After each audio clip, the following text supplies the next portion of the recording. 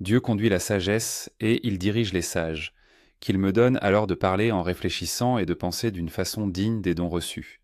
Oui, nous sommes sous son pouvoir, nous et nos paroles, ainsi que toute notre intelligence et toute notre habileté.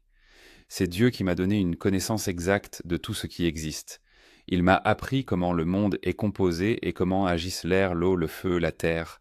Il m'a appris aussi l'organisation du temps, les déplacements du soleil et les changements de saison, le retour des années et les positions des astres, la nature des animaux et les réactions des bêtes sauvages.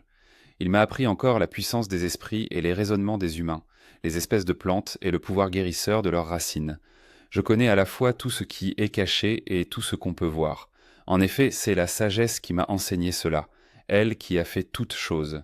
La sagesse possède un esprit intelligent et sain. Il est unique et agit pourtant de mille manières. Il est fin et mobile, sans tache et clair, il comprend tout. Le mal ne peut le toucher, il aime le bien et il est vif-té, il ne se laisse arrêter par rien, il fait du bien, il aime les humains, il est solide, sûr et tranquille. Il peut tout, surveille tout, pénètre tous les esprits intelligents et purs, même les plus fins, car la sagesse est plus rapide que tout ce qui se déplace.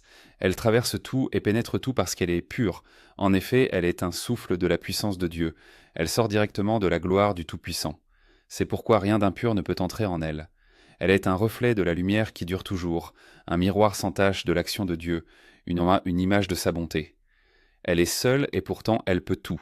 Elle ne change jamais et pourtant elle renouvelle toutes choses. Elle est seule et pourtant elle peut tout. Elle ne change jamais et pourtant elle renouvelle toutes choses.